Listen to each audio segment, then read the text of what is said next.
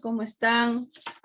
Muy buen día con todos. Les saluda nuevamente la profesora Evelyn Díaz y estamos nuevamente aquí con un curso, con un tema más del curso de literatura. Muy bien, a ver, vamos a empezar nuestra clase. Espero que sea de mucha utilidad, ¿no? Una clase bastante amena e interesante para ustedes, ¿sí? A ver, el tema que nos toca desarrollar el día de hoy es el tema del siglo de oro, parte 2, ¿ya? Vamos a hablar hoy día del género narrativo, de la novela renacentista, específicamente, ¿no?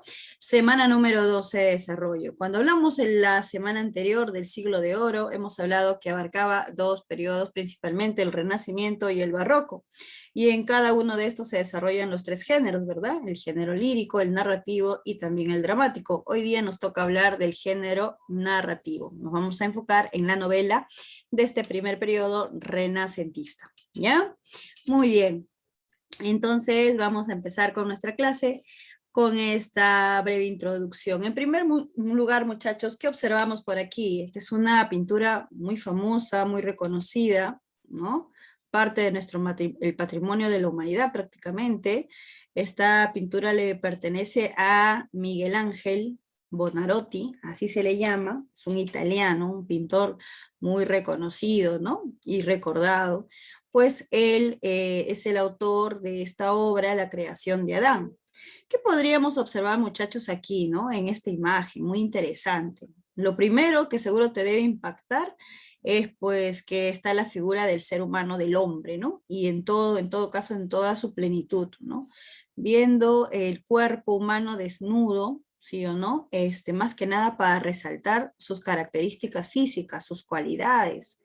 Ya recordamos un poquito, de cierta manera, esta pintura pertenece, muchachos, a lo que es el periodo del Renacimiento. Y la semana anterior que hablamos justamente de este periodo del Renacimiento, hablamos pues que es un periodo que tiene una mirada antropocentrista, quiere decir que se enfoca en la problemática del ser humano y le da una visión, ¿no? Una, vamos a decir, prioridad a quien, al hombre, ¿no? El hombre se va a colocar como centro de todo, el centro del universo, ¿no? Unidad de estudio prácticamente. Pero además de poder visualizar la figura humana, tanto aquí en el hombre, aquí por la pintura y el nombre que tenemos, que es la creación de Adán, obviamente él es Dios y él es el primer hombre, ¿no? De la humanidad, Adán, su creación. Eh, Otro punto que vemos, aparte de apreciar la figura humana y sus características, vemos a Dios, que también tiene una figura humana, ¿verdad? Claro, a imagen y semejanza, prácticamente su creación es igual que él, figura humana. Pero algo muy importante que por acá ya relacionado al tema religioso, ¿no? Aparte que él es Dios y su creación, una característica en los dedos, ¿no? Por ejemplo, Dios tiene el dedo estirado. Parece que tratara de alcanzar pues al hombre, ¿no? Llegar a él, de cierta manera, ¿no? Tocarlo, alcanzarlo. Pero el hombre tiene el dedo, vamos a decir, encorvado, ¿no? Parece que él no quisiera, ¿no? Y por ahí hay un esfuerzo mayor de Dios que del propio hombre para que se puedan alcanzar estos dos seres.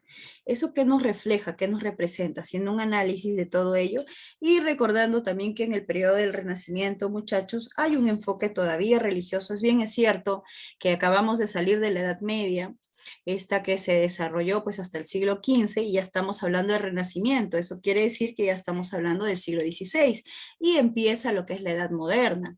Sin embargo, todavía la religión tiene un peso bastante grande, una gran influencia en todas, en este caso en toda Europa, ¿no? Y también en los representantes o en los artistas de la época. Yo creo que hasta el momento, ¿no? Siempre la religión ha tenido un peso, ¿no? En toda sociedad, ¿no? Una gran influencia. Entonces, si analizamos por el aspecto religioso esta imagen, por ejemplo, podemos ver aquí que el hombre siempre ha tenido esa intención, ¿no? De poder llegar, Dios ha tenido la intención de poder llegar al ser humano, de poder alcanzarlo, llegar a él. Pero a diferencia del hombre, ¿no? Que ahora tiene otra cosa, tiene él el libre albedrío, ¿no? La decisión de poder elegir si elige a Dios o elige otro camino, ¿no? Elige otro camino. Entonces, si lo toca o no lo toca a Dios, ¿te das cuenta? Entonces, nunca se llegan a tocar estos dedos, ¿no? Hay una distancia, por más mínima, ¿no? Hay una distancia entre estos dos seres. Y bueno, podríamos decir que es algo así la visión que se tiene, ¿no? Dios está ahí, ¿no? Siempre inalterable, pero el hombre es el que sí decide estar con él o no, alejarse de él o no. Y ahí hay un enfoque religioso bastante marcado. Muy bien, bueno, analizando ya esta pintura, que es una pintura que pertenece al periodo renacentista, porque mira, ¿no? Esta pintura se da, ¿no? O se realiza el año 1511, ya estamos hablando del siglo XVI. Bueno, es una muestra del Renacimiento, ¿no? En todo su esplendor. Comprende, el Renacimiento nos dice, comprende la literatura desarrollada durante el siglo XVI. Se originó en Italia, Florencia, ¿ya? Y surge en oposición al pensamiento de la Edad Media. Claro, en el Renacimiento ya se piensa, pues, ¿no? Que todo este periodo de la Edad Media, ya son casi 10 siglos de alcance que tuvo la Edad Media, del siglo V hasta el siglo XV prácticamente. Bueno, lo que se puede apreciar es que para el Renacimiento, para los renacentistas, que esta Edad Media fue como una etapa de atraso, ¿no? Dominada por la religión. Entonces, en el Renacimiento cambia un poco la visión del hombre. Como te dije, no se desliga del todo de lo religioso, pero sí prioriza más el papel del ser humano más que la de Dios como centro de todo, la religión como centro de todo el universo, sino el hombre es el centro de todo, ¿no? El hombre, sus cualidades, sus virtudes. Él será la unidad de análisis. Muy bien. A ver, entonces, aquí como breve introducción, como recordando el Renacimiento, de lo cual también hemos hablado en la clase anterior. ¿Cuáles son los objetivos de nuestra sesión, muchachos? En primer lugar, definir la narrativa durante el Renacimiento. Nos vamos a enfocar en el género narrativo. Renacimiento español, seguimos con el siglo de oro, obviamente esto abarca lo que es la literatura española y su importancia dentro del ámbito histórico y literario. Conocer los tipos de novela. En este periodo se van a desarrollar varios tipos de novela, ¿no? Y vamos a ver cada una de ellas, ¿sí? Sobre todo nos vamos a enfocar en la novela de tipo picaresca. Por último, vamos a analizar una de esas novelas picarescas. Esta se llama Lazarillo de Tormes, ¿ya? Vamos a extraer algunos fragmentos y también poder brindar el análisis de algunos aspectos tanto temáticos como formales. Muy bien, a ver, empecemos con la narrativa en la Edad de Oro, ¿ya? A ver, aquí qué podemos ver primero en las imágenes, muchachos. Ustedes seguramente reconocen por ahí. Profesor, es un caballero, ¿no? Montado en su caballo, ¿no? En su corcel, ¿no? Un caballero andante, un caballero de armadura, ahí está, pues, ¿no? Con su corcel, y el corcel incluso también está, pues, ahí, ¿no? Con sus vestiduras, todo gallardo, ¿no? Valiente, fuerte, altivo. Y por acá que vemos, profe, también es un caballero. Bueno, pero este caballero es un poquito diferente a este, ¿no? Que podemos ver. Este caballero de aquí tiene también una armadura, pero ella es una persona mayor. Por ahí seguro has reconocido quiénes son estos personajes, ¿no? Acá todo flaquito, ya es un anciano, su caballo, mira, no es como este todo fuerte, lleno pues, ¿no? De vida, ¿no? Por acá yo veo un caballo que se le ve hasta los huesitos, ¿no? Es un caballo todo flaco, ¿no? Decrépito, y por acá veo a un, ¿no? Este personaje gordito, ¿no? Gordito, bajito, montado en un burro.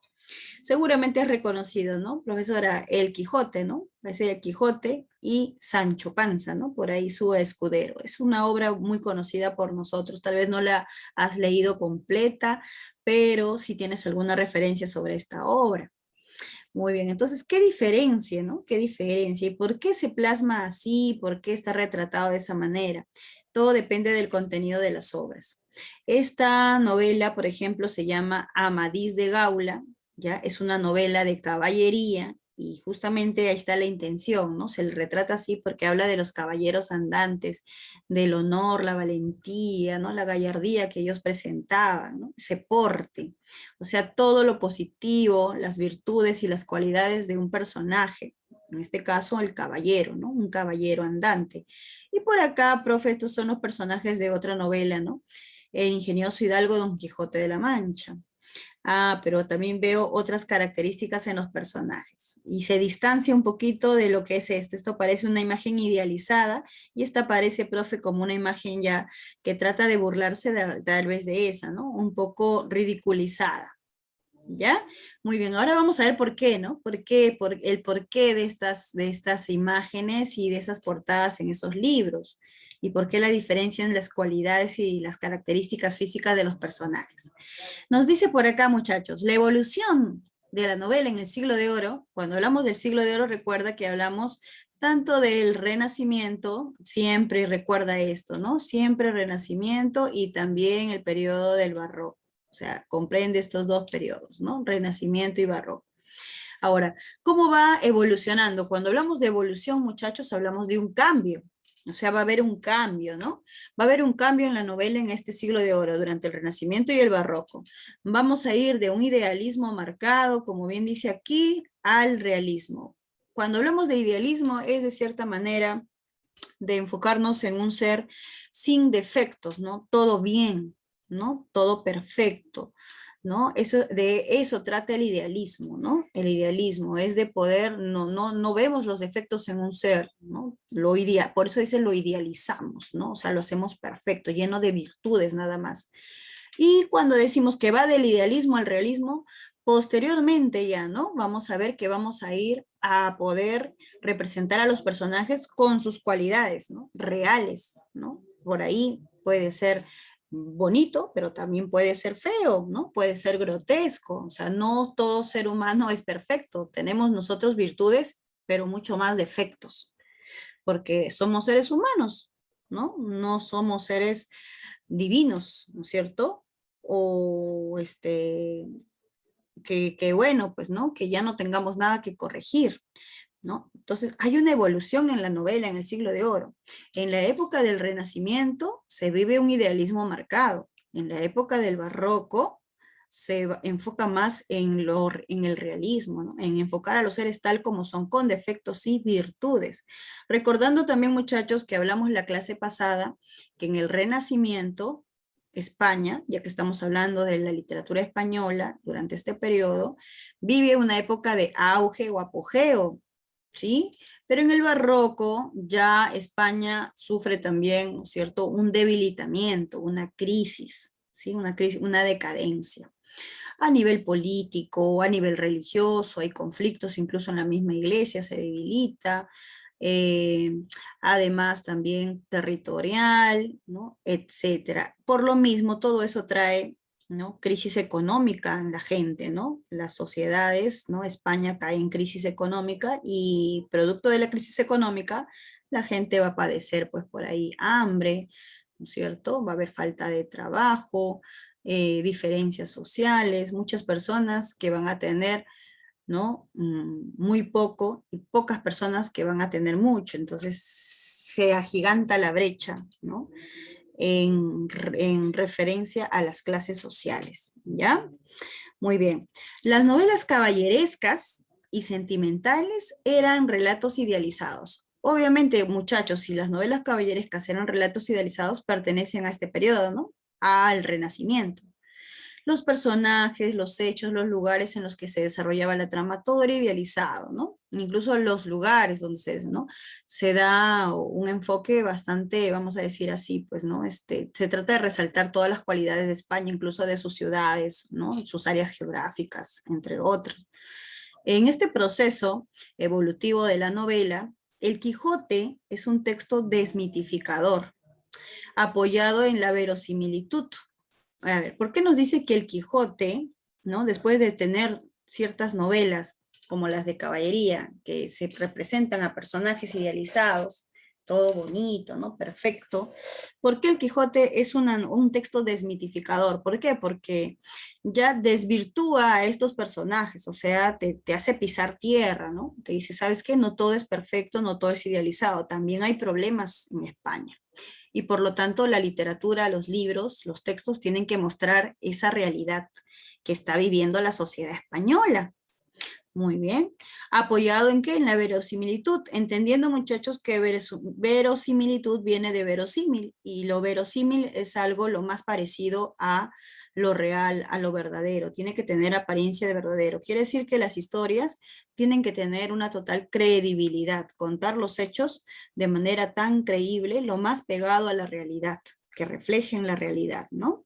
Entonces, el Quijote es un texto desmitificador apoyado en la verosimilitud y el realismo en la caracterización tanto de los hechos, las situaciones, los personajes, la manera de hablar de los personajes, todo en general, ¿no? Y las diferencias de las clases sociales también entre ellos, ¿no? Que se puede evidenciar en esta época, siglo XVI de España, siglo XVII de España, ¿ya?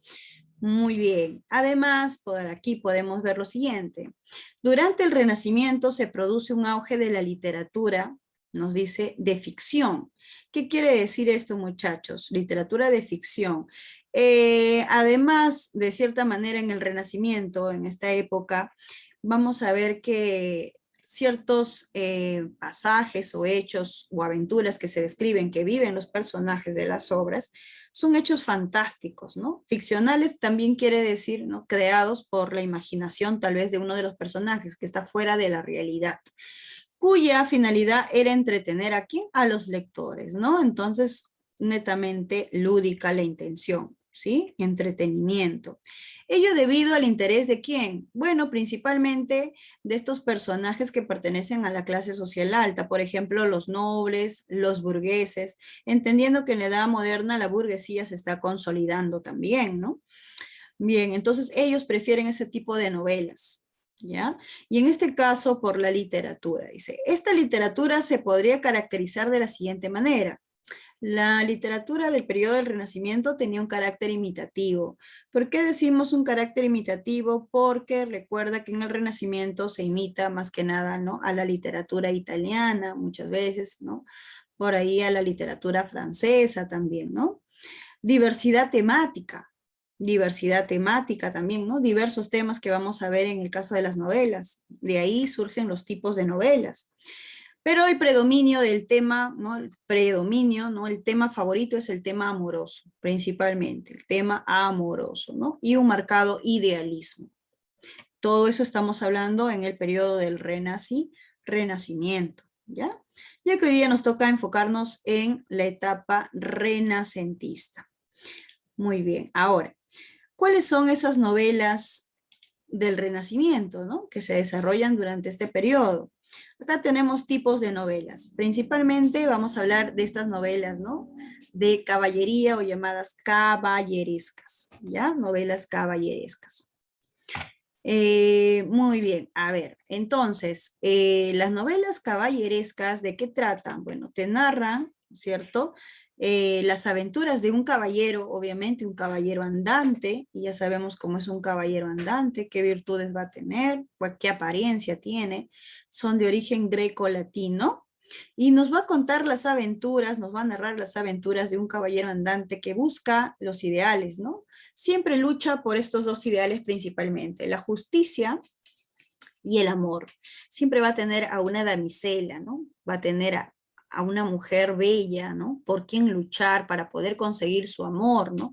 Y se va a tener que enfrentar a ciertos personajes, como él siempre va a ser el bueno, el que es el justo, ¿no es cierto? El virtuoso, se enfrenta a otros personajes, a otros caballeros tal vez, que no tienen esas características, sino son antagónicos, son los malos de la historia, por ahí a personajes sobrenaturales, ¿no? Por ejemplo, fantásticos como magos, se puede enfrentar a dragones o a monstruos. Esas eran las historias de los caballeros andantes, ¿no? Ellos son como héroes, ¿no? Muy bien, una de esas novelas, mira, es Amadís de Gaula, ¿no es cierto?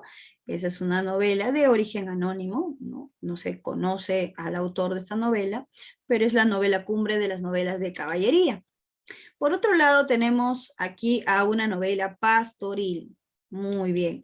Cuando hablamos de las novelas pastoriles, mira, ya que, mira, dice pastoril, hace referencia justamente a los personajes van a ser pastores, ¿no? Pero estos pastores, mira, van a expresar también sus peripecias amorosas, o sea, se va a representar a pastores que sufren penas de amor, penas de amor. Esta novela tiene un origen italiano, ¿no? Dice, narra las peripecias, las cuitas, ¿no? Las adversidades amorosas de los pastores y el mundo rural en el que viven, o sea, están ambientadas en el campo, principalmente, ¿no? Una de esas novelas pastoriles es, por ejemplo, Diana enamorada, que le pertenece a Jorge, ¿no? Montemayor, ¿ya? Diana enamorada, es una novela pastoril. Muy bien. Por otro lado, tenemos por aquí a las novelas moriscas también. ¿De qué tratan esas novelas? A ver, vamos a ver por acá. Esta novela morisca es de origen árabe, ¿correcto? De origen árabe. Relata la historia de un caballero mozárabe que vive en paz con los cristianos. Ah, vamos a ver. Un mozárabe, ¿qué era, profesora? Un mozárabe es un personaje que tiene algo de quién, tiene algo de cristiano, ¿correcto? De religión cristiana y también algo de religión musulmana, ¿ya? O sea, entre español y árabe. Recuerda que antes, ¿no? De la reconquista española, por muchos años, los árabes estuvieron asentados en la península ibérica, ¿no? Entonces hubo una convivencia cultural entre los españoles y los árabes. Y las religiones también convivieron, ¿no? La cristiana o la católica con la musulmana, ¿ya? Y un mozárabe es ello, es un personaje que habla, por ejemplo, puede hablar español, puede hablar árabe, comparte algunas costumbres árabes también, pero todavía profesa la religión cristiana, ¿no? Pero este caballero mozárabe, nos dice que tiene rasgos también de los moros o los árabes, vive en paz con los cristianos y lucha por la armonía de los pueblos, o sea, también es un personaje idealizado. Además, también siempre va a luchar por el amor de una mujer, o sea, prácticamente como casi la misma temática que las novelas de caballería, ¿no? Solo resaltando la imagen del moro. La imagen del moro acá, estamos resaltando la imagen, puede ser, si hablamos de una novela caballeresca, bueno, independientemente de su nacionalidad, no hablan específicamente de un moro, puede ser un español o de otro lugar, ¿no? Pero en esta novela morisca sí se resalta la figura del moro, ¿no? Del mozárabe. Muy bien, una novela morisca es esta, ¿no? Historia del Abencerraje y la hermosa Jarifa. La hermosa Jarifa, o sea, por ahí está la damisela por quien se lucha, ¿no? Por el amor y la justicia y por ella, ¿no? Por ella. Muy bien. Por otro lado tenemos las novelas llamadas bizantinas. Tiene origen griego, ¿sí? Y describe la vida del peregrino enamorado, nos dice, también enamorado, ¿no? O sea, el tema amoroso también presente aquí, que se ve envuelto en diferentes aventuras en busca del amor cortés. Una novela bizantina es Historia de los Amores de Clareo y Floricea, ¿no? Entonces ahí también ¿no? El tema de estos dos personajes, ¿no? Siempre parejas, ¿no? El tema amoroso presente en las novelas caballerescas, en las novelas pastoriles, en las novelas moriscas, en las novelas bizantinas. Y siempre trata sobre un personaje que lucha de cierta manera, ¿no? Tiene aventuras, acá dice es un peregrino, se anda de un lugar a otro, dice enamorado, que se ve envuelto en diversas aventuras, o sea, que viven diversos hechos, diversos sucesos, aventuras, desventuras, pero siempre al final resaltan sus figuras como idealizadas y siempre tienen a su damisela. Ahora, esto se da en el periodo del Renacimiento, pero también ya a finales del Renacimiento, entre una etapa de transición del Renacimiento ya al Barroco, muchachos, sin embargo, todavía pertenece al Renacimiento, solo que está como que en los finales ya, aparece esta novela. Esta novela, ¿cómo se llama? Esta novela se llama novela picaresca. ¿De qué origen es esta novela? Esta sí es de origen español. Y esta ya no nos va a hablar sobre temas amorosos o sobre un personaje idealizado. Ya no nos va a hablar sobre ello. Como puedes ver en las imágenes, nos plasma otro tipo de situaciones, otro tipo de ambientes, otro tipo de personajes. No gallardos, no bien vestidos, no refinados, no cultos. Por ahí nos plasma, por ejemplo, la historia de un mendigo o de un niño que está por ahí de repente, pues, sin la protección de sus padres, con muchas carencias, ¿no? Mal vestido, ¿no? Desnutrido, o en este caso a las personas del pueblo, ¿no? O evidentemente por sus facciones, por su ropa, porque están sin calzado o en el piso o en estos lugares un poco más sombríos, podemos ver que pertenecen a la clase social baja, que no tienen dinero, ¿no? De condición económica baja, ¿verdad? Y obviamente también si son de condición económica baja, no van a tener acceso a la educación, no serán instruidos ni cultos, ¿ya? Entonces, estas novelas picarescas tienen origen español, consideradas las novelas nacionales de España, la novela nacional de España.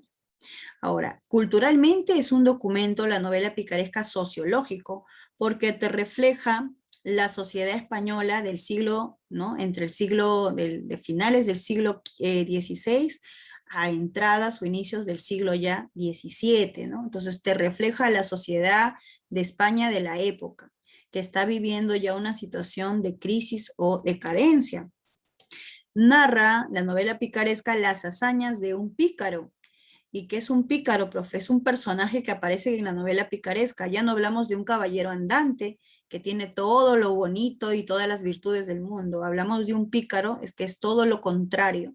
Un pícaro es lo más parecido a un personaje, vamos a decir, ruin, a un mentiroso, a un estafador, un llamado antihéroe, ¿no? O sea, ¿por qué? Porque tiene todos los defectos, ¿no? Todos los defectos. Todo lo contrario a un caballero andante. Que empleando la astucia, ¿no? Un pícaro es alguien así astuto, muy vivo, ¿no es cierto? Que engaña, por ahí te miente o te estafa, ¿no? Empleando la astucia debe sobrevivir este pícaro, mira, debe sobrevivir en un mundo que le es muy adverso, o sea, donde hay muchas dificultades y donde va a padecer probablemente pobreza y hambre, ¿no? Por otro lado, se caracteriza esta novela picaresca por su carácter autobiográfico, que quiere decir que la narración siempre va a ser en primera persona y el personaje principal es el que nos va a contar, en este caso el pícaro nos va a contar sus aventuras y más que nada sus desventuras, ¿no? Todos los problemas que va a tener que atravesar para poder sobrevivir en un ambiente hostil o adverso. Por eso tienen carácter autobiográfico. Por otro lado, son de tendencia realista y estilo sarcástico. Realista porque refleja la sociedad tal como es, ¿no? Ya no estamos hablando de novelas idealizadas, ¿no? Sarcástico porque a través de situaciones, vamos a decir, un tanto irónicas, hasta cómicas, pero grotescas a la vez, vamos a resaltar este estilo sarcástico, quiere decir de dar una cierta crítica sobre una cierta situación, ¿ya? Sarcasmo, ¿no? O burla también, ¿no? Refiriéndonos también a como sinónimo de burla, ¿no? Por ahí situaciones burlescas. El pícaro, llamado también antihéroe, vive sin reglas sociales claras, ¿no? De repente va a tener que confundir, ¿no? Si digo, yo tengo que robar porque tengo que comer, ¿no? Desconociendo o simplemente dejando de lado lo lo que convencionalmente es correcto. Es correcto. Y vive así, pues sin reglas, vive sin orden, en oposición al caballero andante medieval. O sea, es todo lo contrario de un caballero andante, ¿no? Por eso se le dice antihéroe. Si el caballero era un héroe, este será un antihéroe, un antihéroe. De estilo epistolar, las novelas picarescas son de estilo epistolar, porque ya que son narradas en primera persona, mayormente estas novelas van a ser contadas a través de cartas, ¿no? Como si un personaje le contara su historia a otra. Entonces, cuando se da a través de cartas la recopilación de las historias, se le dice de origen o de estilo epistolar, ¿no? Una epístola es carta. Es uno de los antecedentes más vigorosos de la narrativa moderna. ¿Correcto? De la narrativa moderna, el realismo, ¿no? Y el realismo es una corriente literaria que vamos a estudiar más adelante, pero estas novelas picarescas nos dicen que van a ser uno de sus antecedentes. ¿Por qué? Porque nos va a reflejar, ¿no es cierto?, los hechos tal como son, de manera bastante detallada, característica propia ya del realismo, ¿no? Por eso dice que estas novelas picarescas tienen tendencia realista. Algunas obras picarescas que por acá podemos mencionar, esta es la que hoy día vamos a estudiar, muchachos. Hoy día vamos a hablar de Lazarillo de Tormes, ¿no?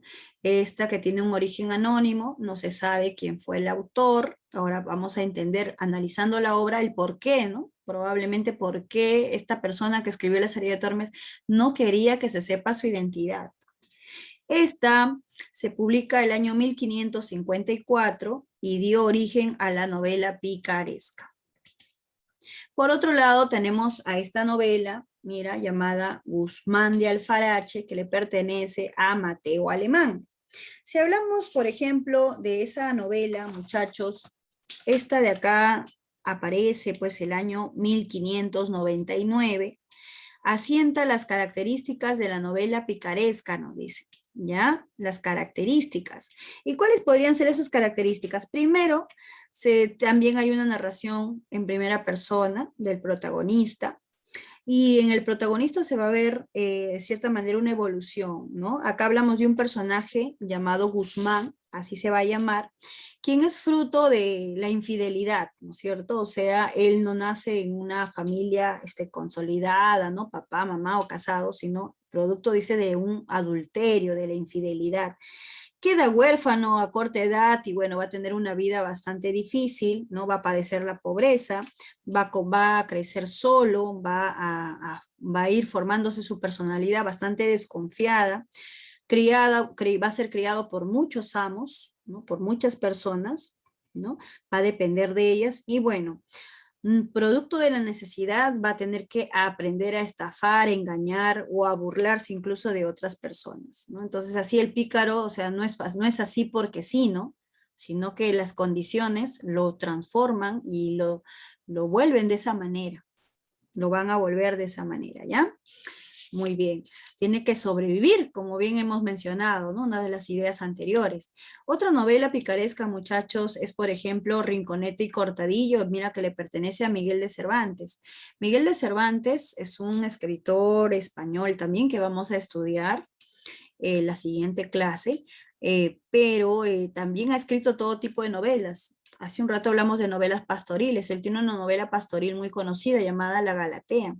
También ha escrito, mira, novelas picarescas, Rinconete y Cortadillo, ¿no? Y va a escribir El Quijote posteriormente, ya otra novela, ¿no? Entonces, él también ha resaltado mucho en el género narrativo, preferencia por las novelas.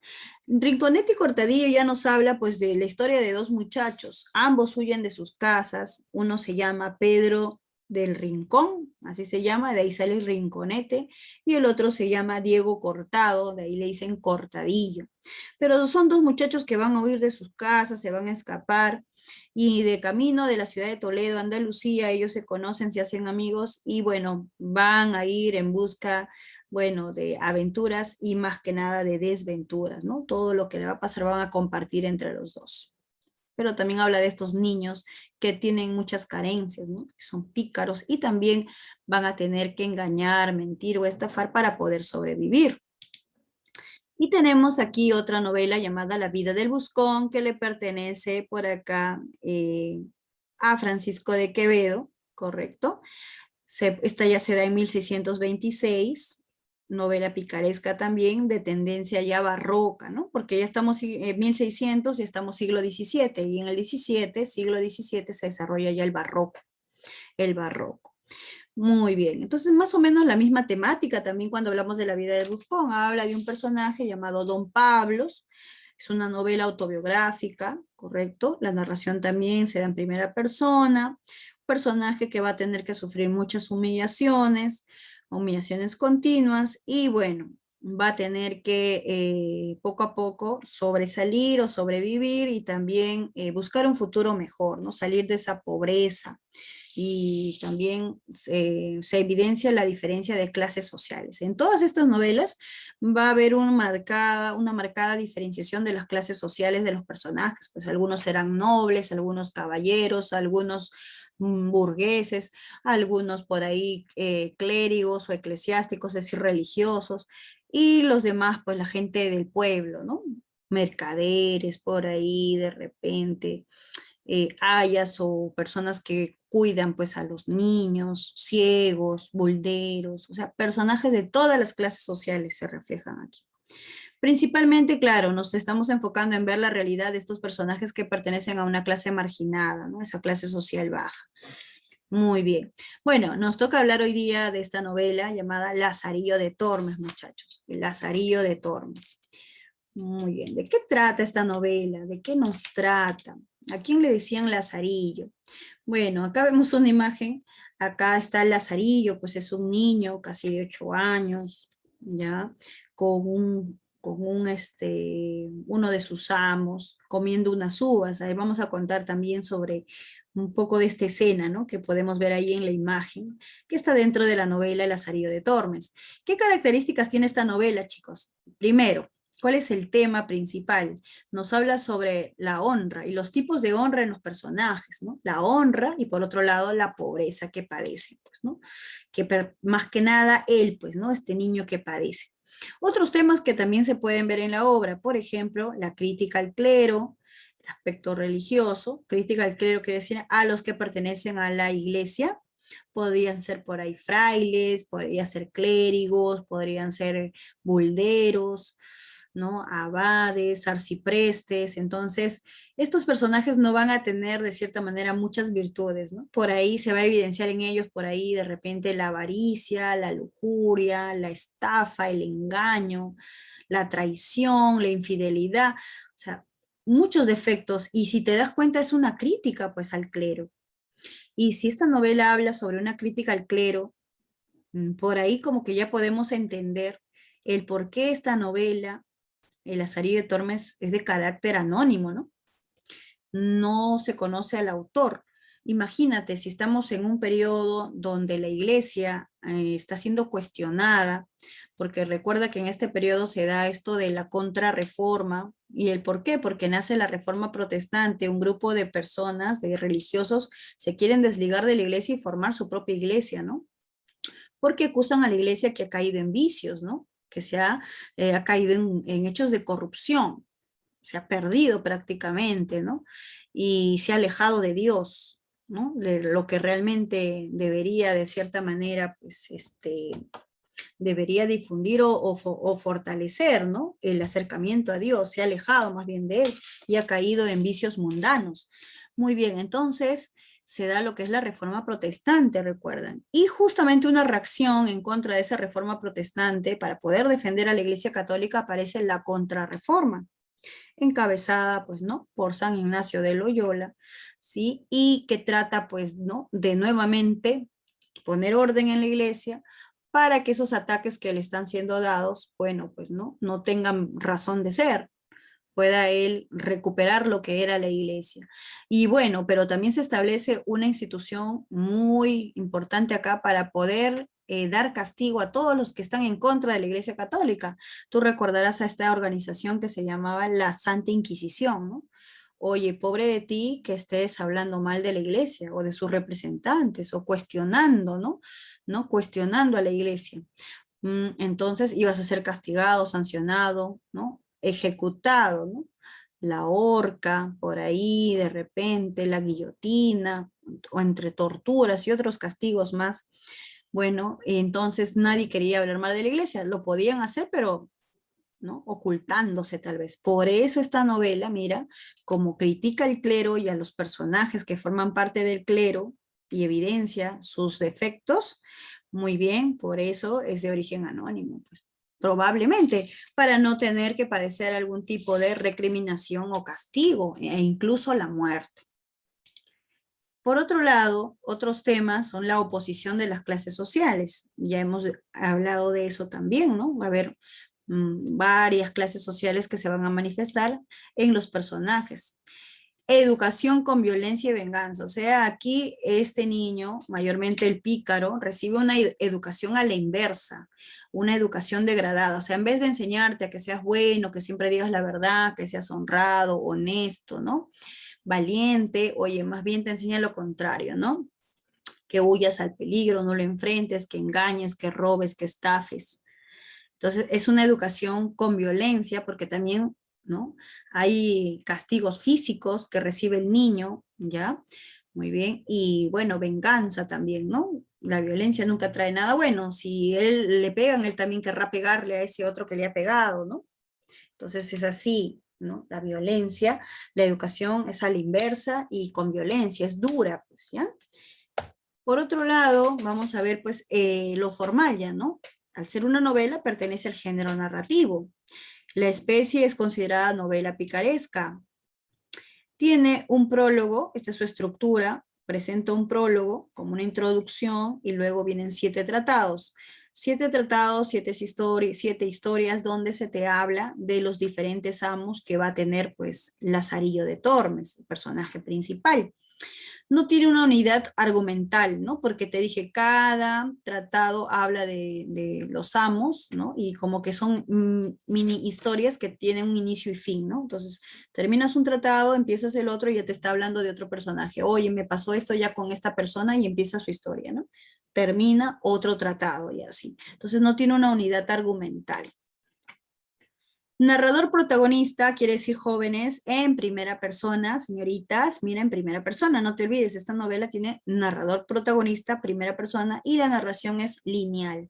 O sea, los hechos se cuentan de manera lineal y ¿no? Cronológicamente lineal, ¿no? Sin saltos temporales, ¿no? Todo secuencialmente nada más. Descripción de la sociedad española del siglo XVI principalmente, ¿no? Del siglo XVI, ¿correcto? Ahí está, o sea, más que nada de todo este periodo del Renacimiento, pero como ya te dije, ¿no? Cuando ya está entrando en crisis España. Ambientado principalmente en las ciudades de Toledo, Salamanca, por ejemplo. Usa el humor y la sátira, ¿no? La ironía, la burla para poder contar algunos eventos, ¿no? Algunas anécdotas que padece o que vive Lazarillo, de tendencia realista, porque te plasma a la sociedad española de la época, ¿no? Tal como es, como se evidencia en ese momento. Y la intención es ética o moralista, porque te trata de hacer reflexionar, primero de mostrarte cómo era la sociedad y que tú también reflexiones sobre esa situación, ¿no? ¿Era justo, no era justo? Y tú puedas sacar tus propias conclusiones, ¿no? Entonces también, ¿no? Si está correcto o no lo que hacía el personaje, ¿no? La ética, diferenciar entre el bien y el mal, la moral, ¿no? Muy bien. Los personajes también son de diferentes estratos sociales, ¿no? Ahí podemos ver eso también. Ya. A ver, veamos el argumento de esta novela picaresca. Vamos a leerlo nada más, en este caso, y luego vamos a ir contando la historia. Este es el argumento, como un pequeño resumen de toda la novela, pero así a un grosso modo, nada más. En esta novela se cuenta la vida de un niño de Salamanca en el siglo XVI, este niño, ¿no? Llamado Lázaro de Tormes, desde su nacimiento y su mísera infancia hasta su edad adulta. O sea, prácticamente la novela abarca desde cuando él era un niño hasta que se convierte ya en un adulto, ¿no? Y toda su vida, todas las carencias que va a tener que padecer.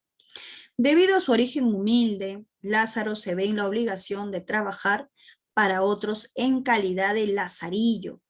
Quiere decir, cuando hablamos de Lazarillo, aparte que ese era su nombre, Lázaro Lazarillo, es como un guía, un ayudante, ¿no? De otras personas. Por eso va a tener muchos amos, dice, para poder saciar su hambre, además de usar todo su ingenio y picardía para poder sobrevivir a través de aventuras y desgracias. Principalmente desgracias, lamentablemente es así, ¿no? No va a tener muchas cosas buenas que le van a pasar a este jovencito. Muy bien. Ahora, yo quiero que veas esta imagen porque cuando te voy contando la historia vas a tener que recordar esta imagen que ves por acá como Lazarillo está tomando con un sorbete, pues acá el vino de este jarrón, mientras que este señor está acá, pues, ¿no? Cogiendo el jarrón, pero mira sus ojos, él es ciego, él no ve. Entonces, supuestamente él no sabe que alguien está tomando de su vino, ¿no? ¿Ya? Y también quiero que tengas en cuenta esta imagen que por acá está en la primera, aquí, cuando Lazarillo está comiendo las uvas con el mismo ciego, ¿ah? Con el mismo señor, ¿no? Este mismo personaje, el ciego, comiendo las uvas. Ya quiero que te acuerdes de esas imágenes. Muy bien, a ver, vamos a hablar entonces, ya empezando a la obra. Primero el prólogo, ¿no? El prólogo. ¿Qué nos dice? En la parte de la introducción de esta novela nos dice lo siguiente: Lázaro, en esta parte del prólogo, justifica pues a través de sus razones ¿no? A través de sus razones la escritura de sus cartas. ¿Cuál es la intención? Él quiere que conozcan su historia, ¿no? Quieren que conozcan su historia, los demás, ¿no? En el primer tratado nos dice, narra sus orígenes primero. Primer tratado ya. Narra sus orígenes, el nombre de sus padres, su ciudad natal y su primer amo. ¿Quién fue? Bueno, el protagonista nos dice que nace ¿en dónde? En el río Tormes, por eso se llama el Lazarillo de Tormes, y ahí adopta su nombre, ¿no? Por eso dice, el cual dio origen a su nombre y apodo.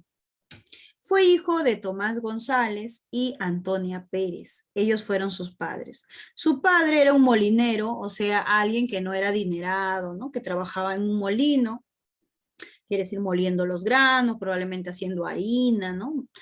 Para poder hacer el pan, etcétera, ¿no? Trabajaba en un molino, cometió robos y fue perseguido por la justicia, lamentablemente, ¿no? El padre de Lázaro se involucra en un delito y lo deja pues solo con su madre a temprana edad.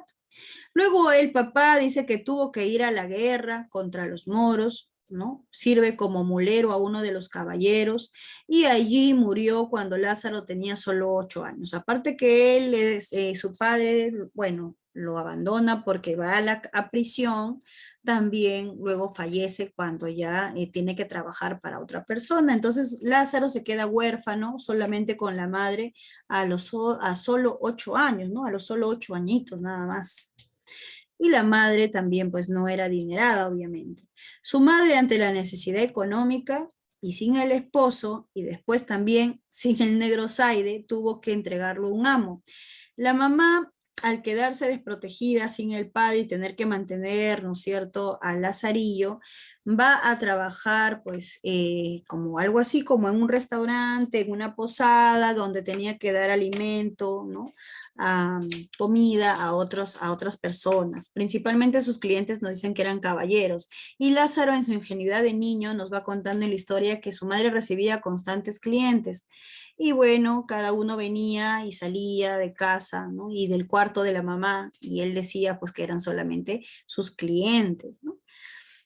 Hasta que aparece el negro Zaide, y el negro Zaide iba constantemente a visitar a su mamá, y a veces también se iba de casa y todo bien, pero a Lázaro no le empieza a agradar ya el negro Zaide cuando se va quedando en casa, o sea, ya no viene y se va, ¿no? Se queda.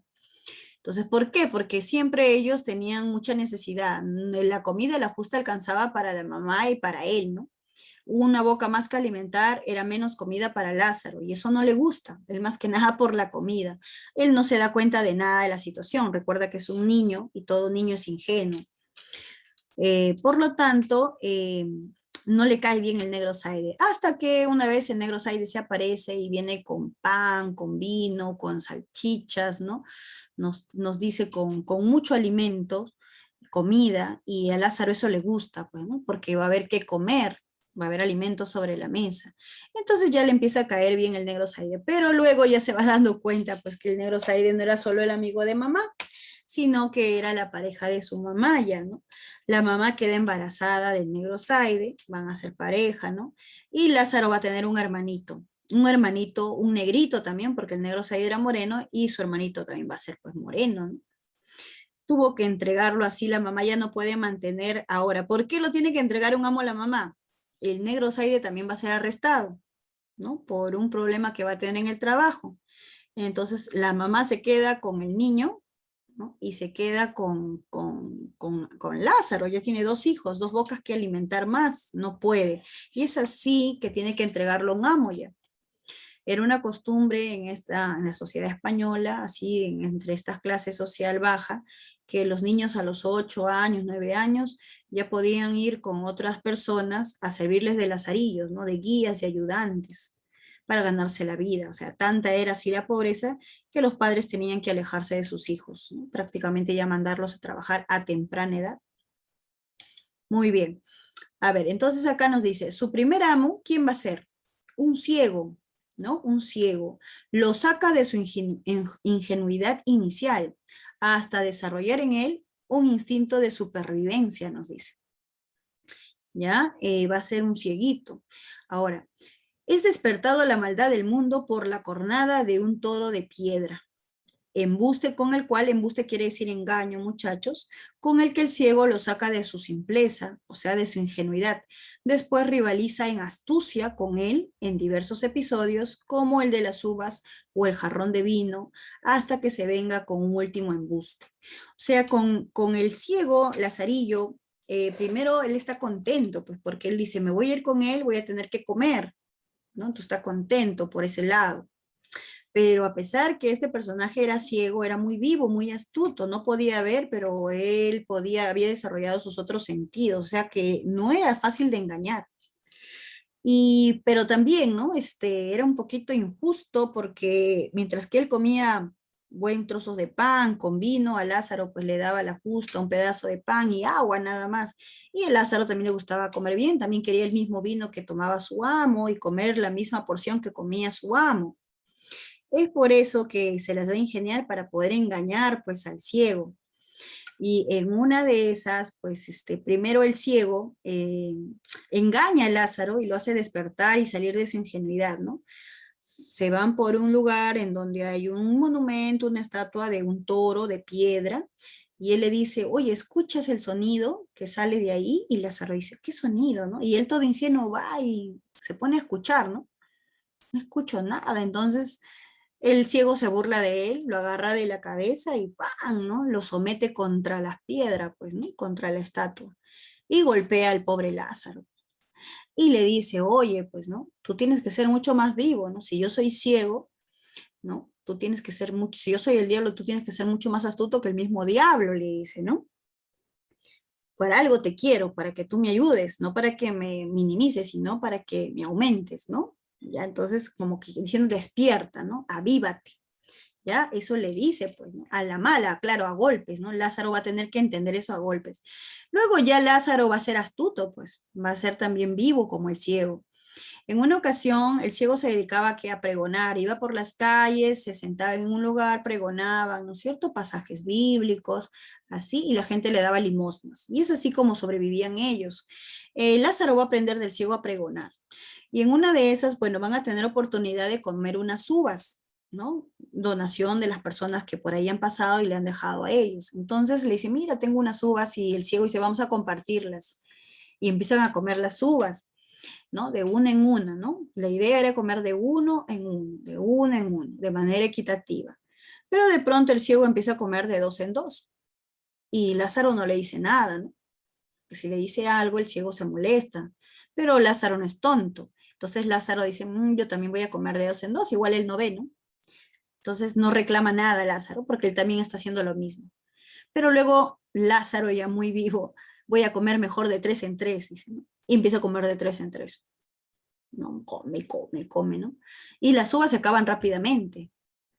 Y entonces al final, pues el ciego obviamente se da cuenta, ¿no? Pero ¿cómo dirás tú si él no ve? Y le reclama, pues, ¿no? ¿Y por qué se han acabado tan rápido las uvas si yo no he comido tanto, ¿no? Y Lázaro no podía ni contestar porque estaba con las uvas en la boca. Pero le dice, pero yo no he comido, yo he comido solo de uno en uno, como usted dijo, ¿no? Ah, sí, pero yo estoy seguro que tú has comido más.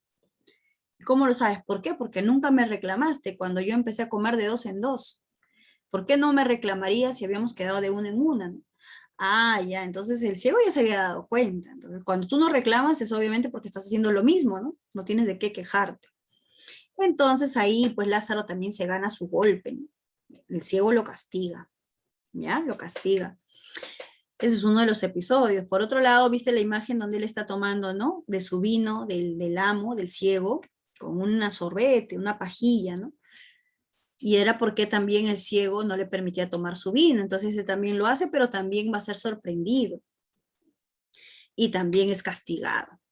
¿Ya? Hasta que ya Lázaro se cansa de los abusos del ciego, pues dice, no, no, no, demasiado me golpea, ¿no? Mucho abusa de mí. Y un día lo engaña. Prácticamente decimos que el alumno supera al maestro. Lo está guiando al ciego y tienen que cruzar este riachuelo, ¿no? Y cuando están por aquí le dice, mira, vamos a cruzar, ¿no? Tienes que saltar. ¿no? Con toda tu fuerza, con toda tu fuerza, con todo tu impulso, porque si no vas a caer al agua.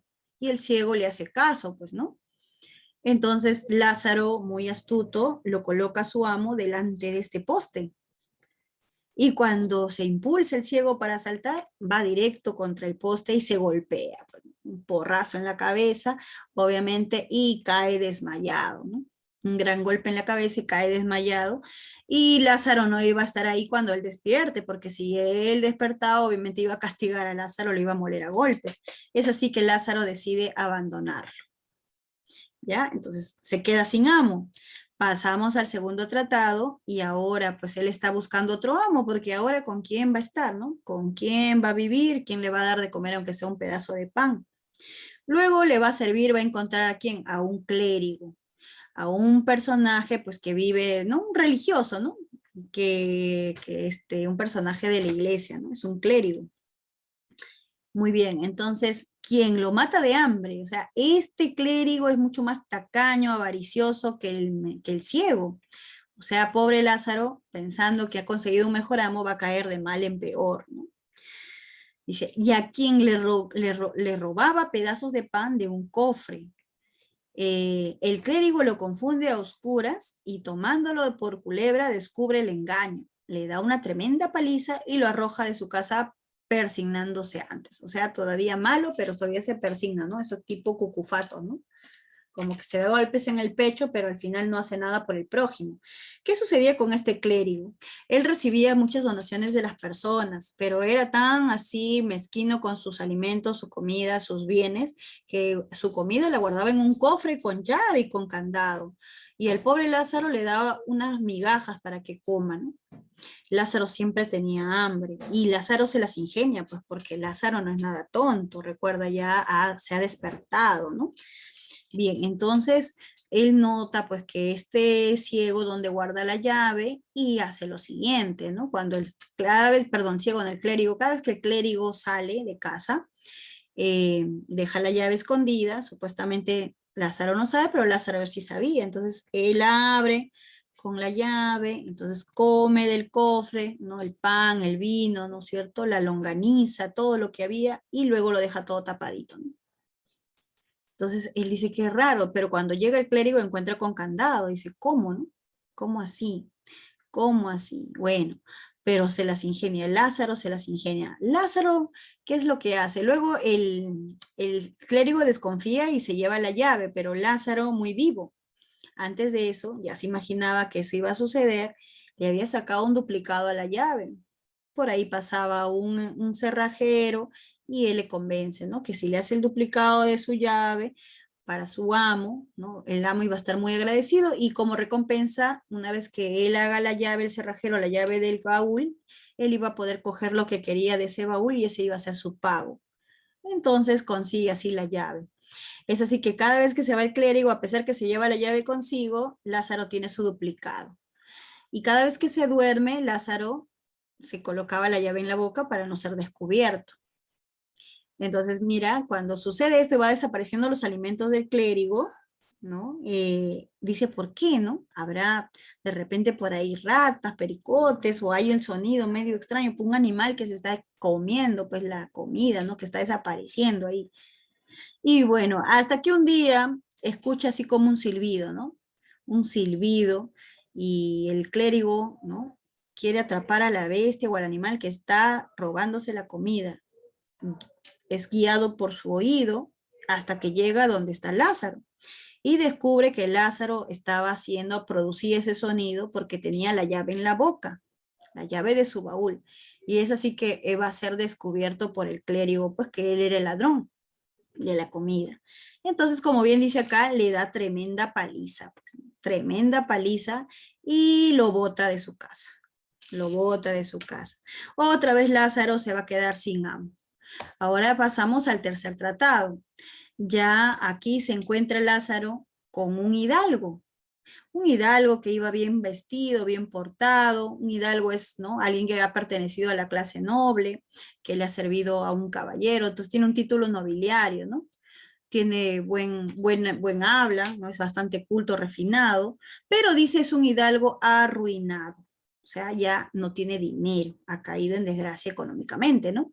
Cuyo único tesoro son sus recuerdos de hidalguía y de dignidad. Entonces, se viste así, pero ya no tiene nada, por eso es que él representa la apariencia, ¿no? La apariencia. Cada amo representa algo, ¿no? ¿Te has dado cuenta? El ciego representa la astucia, el clérigo representa la avaricia, ¿no? Tacaño, mezquino. El escudero va a representar, pues, ¿no? Él es un escudero, un hidalgo, representa lo que es la apariencia. Va a vivir de la apariencia a pesar que no tiene ni un solo peso, ni una moneda en el bolsillo. Lazarillo está contento con él por su apariencia, dice, ahora sí, tengo un buen amo, es amable, me trata bien, se viste bien, este sí me va a dar de comer. Simpatiza con él, ya que aunque no tiene nada, luego que ya se da cuenta, pues que no tiene nada, dice, por lo menos lo trata bien. El escudero termina por abandonar la ciudad y Lazarillo se encuentra de nuevo solo en el mundo. Pero ¿qué sucede en esta historia, no? Él se va con él, aparentemente que era un buen amo, ¿no? Conveniente, un conveniente amo, pero cuando va a su casa se da cuenta que no tiene nada este amo ni en su casa, le gusta una silla y una cama para que pueda dormir. Y siempre cuando hablan de comida o que la hora de que ha llegado la hora de comer, lo evade, dice, no, yo ya comí, tendrás que esperarte hasta el almuerzo o hasta la cena, y así cada vez lo evade, lo evade. Entonces Lázaro se da cuenta, ¿no? Que este amo no tiene nada, ¿no? O sea, está peor que él, es mucho más pobre. Y esa apariencia que tiene solo sale y habla bien, pero no tiene pues nada que le pueda ofrecer. Otra vez Lázaro, ¿no? Ha caído, se puede decir, otra vez de mal en peor, ¿no? Va de mal en peor. Bueno, pues, pero a pesar de todo, dice que se encariña con él porque lo trata bien, él es amable, no lo golpea, ¿no? Y todavía le enseña algo, ¿no? Que siempre él tiene que ir con la frente en algo, ser orgulloso, ¿no? Como él, ¿no? Como él, sí. Ya que recuerda sus épocas de hidalguía, ¿no? Muy bien, pero bueno, Lázaro se las ingenia para comer y es así que pone en práctica lo que había aprendido del ciego, ¿no? Pregonar en las calles y se va a buscar su propio alimento.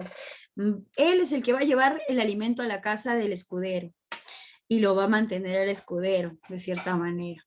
¿Ya? Lo va a mantener. Luego, cuando el escudero ya es acorralado por las deudas que tiene de esa casa donde vive y le cobran las rentas, bueno, sale huyendo y es así que Lázaro nuevamente se queda solo y lo va a abandonar. Lo abandona. Lázaro se queda muy triste, como te digo, porque se había encariñado con él.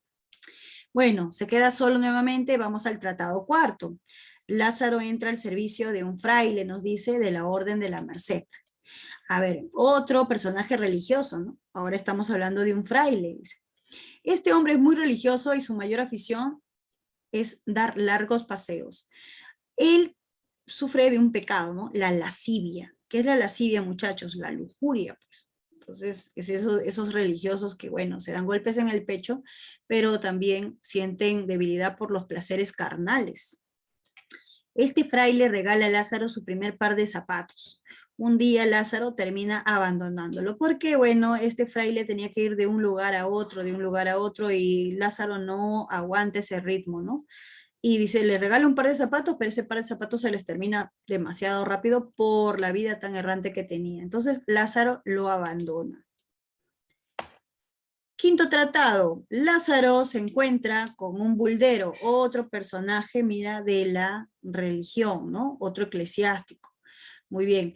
Quien se encargaba de vender las bulas papales, ¿no? ¿Y qué eran las bulas papales, profe? Eran una especie de documentos en donde tú le perdonabas un pecado a una persona. Es como que se hacía, ¿no? Negocio con la religión. Tú me das dinero, yo te doy este documento, ¿no es cierto? Donde te digo, te perdono los pecados, ¿no? Ya está, como si fuera así de fácil, ¿no? O sea, haces lo que quieras y luego compras tu perdón y ya estás perdonado, te vas a ir directo al paraíso con Dios. Y bueno, entonces la religión estaba haciendo su negocio. ¿Te das cuenta? Entonces, este buldero representa la estafa. E incluso no se confabula con el alguacil del pueblo para estafar a la gente y así, pues, ¿no? De cierta manera, valerse de la fe que tenía la gente en estos personajes. El bultero y el alguacil confabulan y estafan a los creyentes. De esta manera dramatizan para que la gente crea en los milagros. Hacen todavía, ¿no?, su show en las plazas públicas, asemejando que hacen algunos milagros y todo ello, ¿no? Y la gente cree, pues, ¿no? Fanatismo ahí también, ¿no?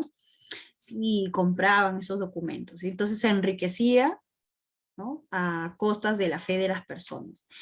Esto no le va a gustar a Lázaro, porque él pensó que era real todo lo que ellos hacían, y hasta que él se da cuenta que la gente era engañada. Entonces, por eso es que Lázaro, después de 4 meses, se asusta de eso porque él no quiere ser castigado por Dios. Entonces lo deja y parte, lo abandona al buldero también.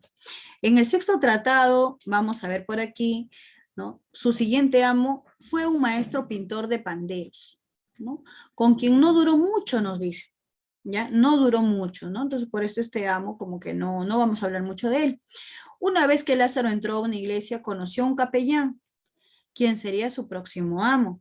El capellán le dio, dice a Lázaro, un burrito y 4 cántaros, ¿no?, recipientes con agua para vender agua en la ciudad. Él es el que el capellán le da su primer trabajo y Lázaro se gana sus moneditas, ¿no?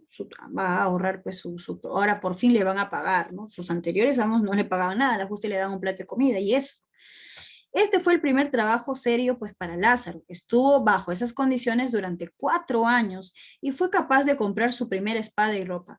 Cuando en esta época un hombre tenía, pues, su espada, ¿no?, y su ropa, por ahí, su capa, era visto con respeto, pues, ¿no? Como si ya fuera un hombre, pues, así vamos a decir, de la clase, de la sociedad. Entonces Lázaro por fin se puede comprar esas vestimentas. En el séptimo tratado, después de su larga estancia con el capellán, Lázaro se encuentra un alguacil, que se convierte en su octavo amo. Con él dura poco tiempo, ya que considera que el trabajo y los pensamientos del alguacil son demasiado peligrosos y cercanos a la muerte. Entonces, a Lázaro también no le gusta ese trabajo, dice, porque es muy peligroso, ¿no? Muy peligroso. Lo abandona por ser un trabajo muy arriesgado. Este alguacil representa para él el peligro, pues. El peligro. Al final a Lázaro era algo que lo golpeaban y eso no le gusta. Por último, consigue el cargo de un pregonero, ¿no? ¿Te acuerdas lo que le había enseñado el ciego, ¿no? A hablar en las calles, y tiene una buena oratoria Lázaro, entonces empieza a hablar, consigue, gracias al arcipreste de San Salvador, un arcipreste también es un cargo religioso, dice, le ofrece un trabajo, pues, le ofrece trabajo, ¿no? Este trabajo de pregonero, casa y la oportunidad de casarse incluso con una de sus criadas. Lázaro afirma que ha alcanzado al fin la felicidad, porque ahora, mira, ya tiene un trabajo, va a tener una esposa, ya está bien vestido, tiene su dinerito, oye, ya se insertó a la sociedad, él se siente así, ¿no? Pero ha debido perder su honra, ¿sabes por qué? Porque la criada que le ofrece el arcipreste era realmente, pues, su concubina, su amante, ¿no? Este arcipreste estaba con esta mujer cada vez que a él le daba la gana, ¿no es cierto? Y a ella le hace la esposa, pues, de Lázaro.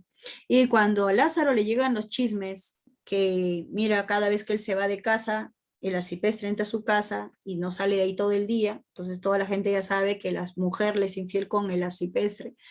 Bueno, Lázaro se niega un poco a escuchar eso, ¿no? Y luego lo enfrenta, pues, al arcipreste, pero este le dice, ¿no? Pues se dice que su mujer es la amante del arcipreste, pero el arcipreste dice, oye, ¿sabes qué? Gracias a mí has conseguido esta posición social, te conviene. Y Lázaro, para mantener su posición social, hace oídos sordos a dichos rumores.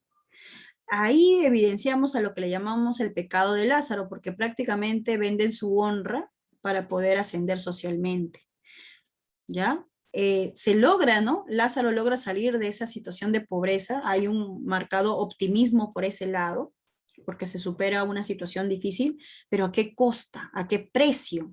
¿No? ¿A qué precio? Al de aceptar, en este caso, este tipo de relación, ¿no? Este adulterio, y hacer de oídos sordos, ¿no? Hacer de oídos sordos. Muy bien, ese es el argumento, muchachos, pues, de la obra de Lazarillo de Tormes. Bien, ahora vamos a analizar brevemente lo que es algunos fragmentos de Lazarillo, ¿ya? Por ejemplo, en las partes que están resaltadas podemos ver este rasgo, que la narración se va a dar en primera persona. La novela se centra en la figura de Lázaro, quien en primera persona nos narra su vida desordenada, ¿no? Y él, bueno, acá cuando él dice, pues sepa vuestra merced, dice que a mí me llaman Lázaro de Tormes, ¿no? Mi nacimiento fue dentro del río Tormes. Entonces, en toda la narración vemos que él habla en primera persona, está contándole su historia a otros, ¿no? Eso es narración en primera persona, muchachos. A ver. Por otro lado, también el estilo epistolar, porque acá dice, ¿no? Pues sepa vuestra merced, o sea, está escribiendo una carta hacia alguien, ¿no? Hacia alguien, ¿no? A vuestra merced. Desconocemos pues a quién se refiere o a quién la dirige, pero el estilo es epistolar a través de cartas. Se evidencia también su origen o su clase social. Cuando dice mi nacimiento fue dentro del río Tormes, mi padre era un molinero, y no, entonces mi madre me parió ahí. Uno, por el oficio del padre, no era un oficio, pues vamos a decir, de hidalguía ni de nobleza, y aparte también, pues, ¿no? Por la manera de hablar que tiene el personaje, ¿no? Y me parió, ¿no? Me parió, dice, me parió ahí, allí, ¿no? Entonces también su manera de hablar, ¿no? Dice, nacido, por ahí, pues, ¿no? Cuando dice mi nacimiento. Entonces, hay varias partes que nos evidencian el habla bastante coloquial o incluso a veces un poco vulgar del personaje, ¿no? O sea, sin ningún tipo de grado de instrucción o educación. Muy bien, la honra y la pobreza constituyen un eje temático. Hay distintas clases de honra, por ejemplo, la del pícaro, la del escudero y la del fraile. Como ya te dije, ¿no es cierto? La honra de Lázaro, vamos a retroceder, es que él, pues, no, pierde esa honra cuando acepta, pues, ¿no? Tener esa relación con la esposa a pesar que ella le era infiel. Pero por acá en este fragmento también vamos a ver otro tipo de honra, ¿no? Dice la del escudero, dice. Allí se me vino a la memoria la consideración que hacía cuando me pensaba ir del clérigo diciendo que aunque aquel era desventurado y mísero, por ventura toparía con otro peor. ¿Y cuál era la honra del escudero? Bueno, vivir de la apariencia, ¿no? O sea, de esa manera siquiera guardar su orgullo, su honra. Pero también, ¿no? Vivir de la apariencia, o sea, no era honesto con los demás. Finalmente allí lloré mi trabajosa vida pasada y mi cercana muerte venidera. Muy bien. Bueno, entonces los tipos de honra son diferentes, ¿no? En el fraile, en el pícaro, en el escudero, pero el tema de la honra es un tema en común, ¿no? La crítica al clero, ¿no? La crítica a a todos los personajes, ¿no? Aquí al clérigo, al buldero, ¿no es cierto? Al arcipreste, entre otros. Muy bien. Dice, hube de buscar el cuarto amo, y este fue un fraile de la Merced, que las mujercillas que digo, las hilanderas del capítulo anterior, me encaminaron, al cual ellas le llamaban pariente. Las mujercillas, dice, gran enemigo del coro y de comer en el convento, perdido en su afición de andar fuera, amicísimo de negocios, seglares y visitar. Tanto que pienso que rompía él más zapatos que todo el convento. Este me dio los primeros zapatos que rompí en mi vida, mas no me duraron 8 días, ni yo pude con su trote durar más. Y por esto y por otras cosillas que no digo, salí de él. Cosillas que no digo, por esto de que el buldero era, pues, ¿no? Un lujurioso también, ¿no? Bueno, habla del buldero, pero acá la imagen es con el clérigo, ¿no? Cuando comía delante del pobre Lázaro y Lázaro solo miraba y le daba justo un pedacito de pan nada más. Muy bien. Por otro lado, vemos el humor y el sarcasmo y un lenguaje sin mayor ornamento formal. Mayormente los personajes, recuerda, son, ¿no?, de la clase social baja, pero hay diversos personajes que por acá podemos resaltar. Por ejemplo, tenemos por aquí, acá nos dice, por ejemplo, canónigos y señores de la iglesia, o sea, la religión, el clero. Por ahí tenemos a caballeros también, ¿no es cierto? Por ahí tenemos a otros personajes más, ¿sí? Nos dicen caballeros de capas caídas, ¿no es cierto? Por ahí ya está. Entonces, hay diversidad de personajes, muchachos. Ya, acá en la primera parte dice humor, sarcasmo y un lenguaje sin mayor ornamento.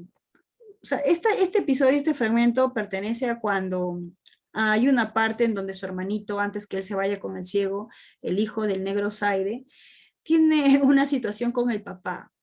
Recuerda que ese niño más que nada se ha criado pues con la mamá y con Lázaro, que eran blancos, ¿no? Y el papá siempre se iba a trabajar, prácticamente no veía a su padre, el niño. Un día cuando el negro Zaide lo quiere cariñar y se le acerca, este niño le dice así, pues, ¿no? Cuando se le acerca a su papá con miedo, ¿no? Y señalándolo con el dedo le decía, mamá, mamá, Coco, Coco. O sea, como diciendo, "Ay, qué miedo, ¿no? El monstruo, ¿no? El Coco, porque era negro, pues. Entonces el negro Zaide respondió riendo, le causó gracia, pero también dijo, y de puta, le dice, ¿no? Como ya sabes qué quiere decir, ¿no? Entonces ahí vemos un lenguaje sin ningún tipo de ornamento, un lenguaje subestándar, ¿no? Con algunos improperios incluso. Ahí se evidencia claramente ese tipo de lenguaje. Pero es bastante gracioso que el niño se asuste de su padre, ya que no se ha visto al espejo y él tiene el mismo color que el padre, ¿sí o no? Es por eso que Lázaro dice lo siguiente, yo aunque bien muchacho, noté aquella palabra de mi hermanico y dije entre mí, ¿cuántos debe de haber en el mundo que huyen de otros porque no se ven a sí mismos? ¿No? Esa reflexión muy interesante. Ese niño no se veía a sí mismo y se asustaba de su padre, que prácticamente era igual que él, ¿no? Muy bien. A ver, vamos a otra parte. Ahora, nos dice otra característica que encontramos en la obra es, por ejemplo, la violencia y la venganza, ¿no? Ahí ya hemos hablado, pues, ¿no? Que el aprendizaje es asumido, pero de manera violenta, ¿sí o no? De manera violenta, ¿no? De manera violenta. Vemos esa parte donde Lazarillo se venga del ciego, donde también el ciego lo golpea contra el toro de piedra, ¿no? Entre otras, ¿no? Y acá también una parte en donde están comiendo y bueno, también sufre una gran golpiza el pobre Lazarillo, ¿ya? Para que ustedes puedan analizar. Muy bien. ¿Cómo se estipula una pregunta sobre el tema? Vamos a ver, por acá tenemos algunas preguntas de eco que se ha realizado. Vamos a ver cuáles serían las respuestas. Dice, en el Lazarillo de Tormes, el ciego se dio cuenta que Lázaro comía las uvas de tres en tres por el ruido que Lázaro hacía al masticarlas, porque el racimo se acabó demasiado pronto, porque el ciego las comía de dos en dos y Lázaro no protestaba, porque un tercer personaje se lo dijo al oído, o porque otras veces Lázaro había hecho lo mismo. ¿Qué hubieras marcado tú? ¿Qué marcarías tú? Ya, yo estoy segura que has estado atento o atenta a la explicación y hubieras marcado, ¿cuál clave? Mira, esta fue una pregunta de San Marcos, ¿no? El año 92, profe, hace muchos años, sí, pero recuerda que en San Marcos repiten las preguntas a veces, ¿no?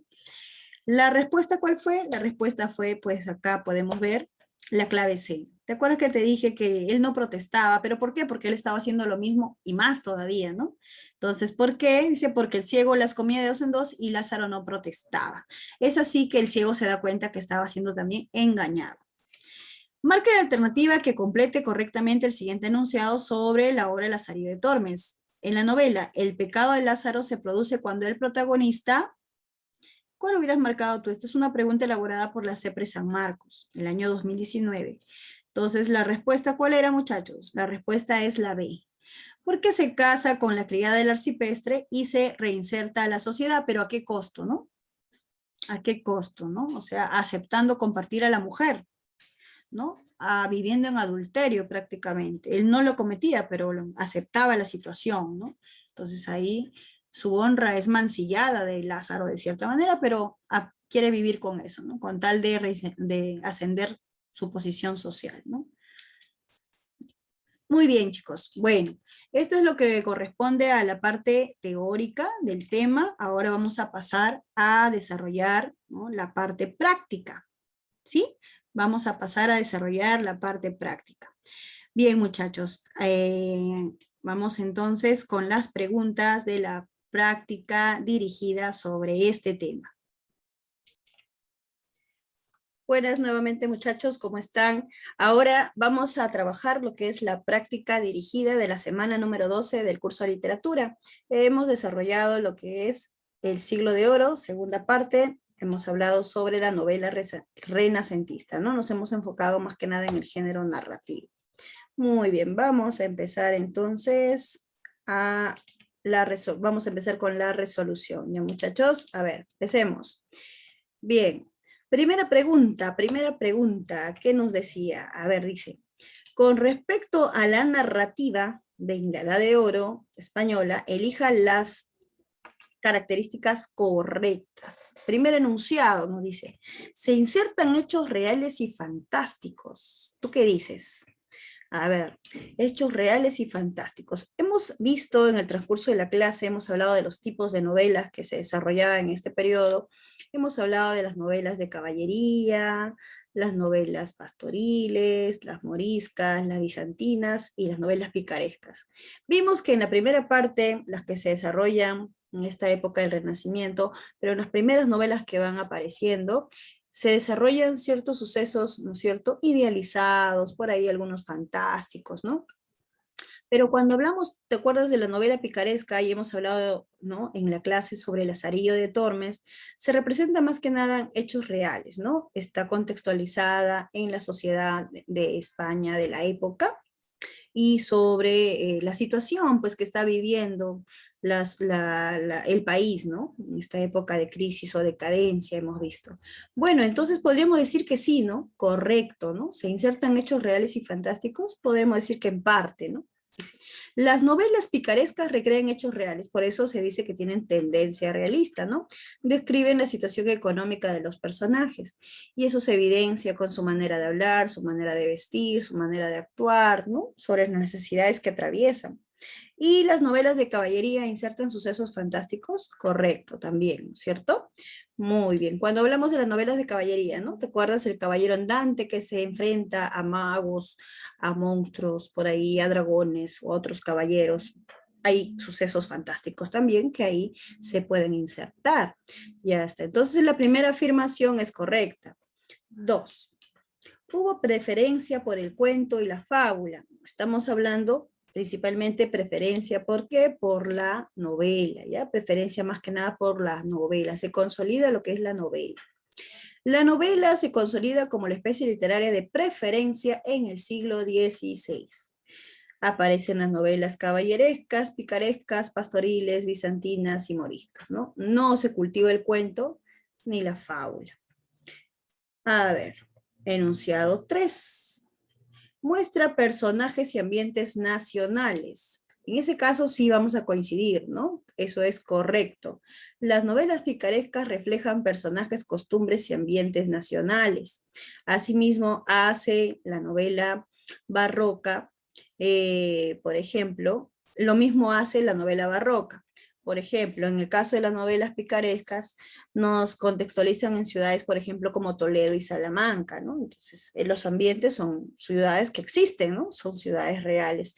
Igual en el Quijote hay diversos lugares que se van a describir, ¿no? Sierra Morena, Barcelona, entre otros lugares, ¿no? Diversas aldeas, ¿no? Diversas aldeas también.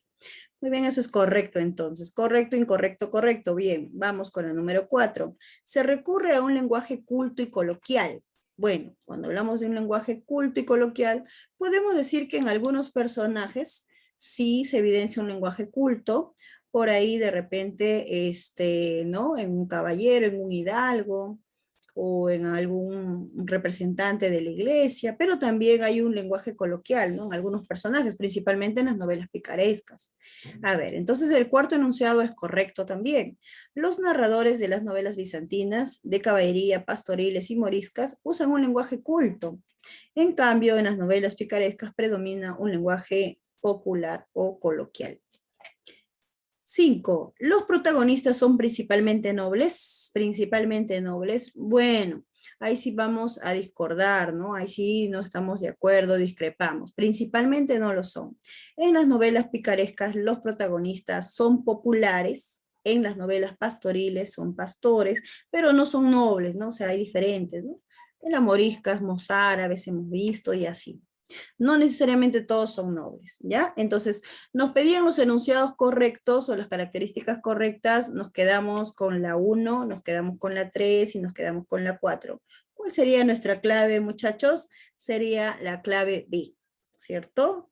1, 3 y 4. Barquito, barquito, barquito. En la 1 nos quedamos con barquito. A ver, vamos, la pregunta 2.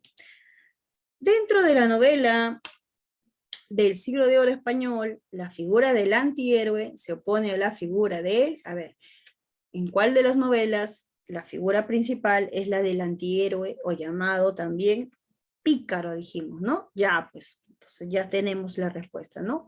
En las novelas picarescas. Y este personaje o figura del antihéroe se opone a quién? Es todo lo contrario, ¿no? Tiene todas las características contrarias a lo que es un caballero andante.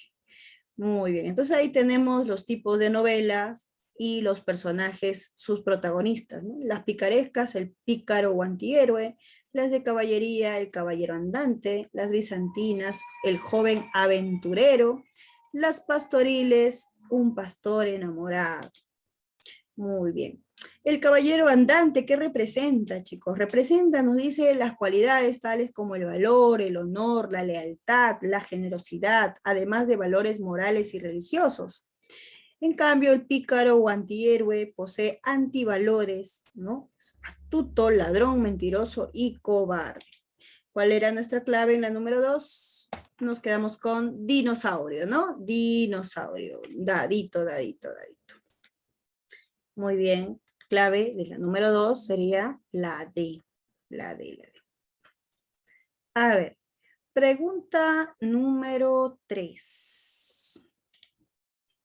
Marque la característica ajena, ojo, dice ajena, entonces tenemos que buscar eso, muchachos, ¿no? Tenemos que buscar eso, sí, señoritas, lo que no corresponde, lo incorrecto, ¿no? En relación con la novela picaresca española. Entonces, hemos hablado durante la clase de la novela picaresca, tenemos bien claros cuáles son bien claras las características de este tipo de novelas, ¿no? Muy bien, ¿cuál no corresponde? ¿Tiene su origen en los cantares de gesta medievales? A ver, ahí vamos recordando un poquito. Nosotros hemos hablado, ¿no es cierto?, en la Edad Media hablamos sobre los cantares de gesta, ¿no?, que aparecen en la Edad Media. Muy bien, y uno de los cantares, justamente, una de las obras, un cantar de gesta que se desarrolla en España, es el Cantar del Mío Cid. Muy bien, pero este pertenece a la Edad Media y nosotros estamos acá tratando de hablar de novela picaresca. La novela picaresca recién aparece, ¿no es cierto?, en el Renacimiento, o sea, en la Edad Moderna. Nada tiene que ver, ¿no es cierto?, los cantares de gesta con lo que es la novela picaresca, ¿ya? Tienen diferentes rasgos, diferentes características. Entonces, por lo tanto, sí, pues, efectivamente, la primera alternativa, ¿no?, vamos a decir, es incongruente con lo que corresponde a una novela picaresca.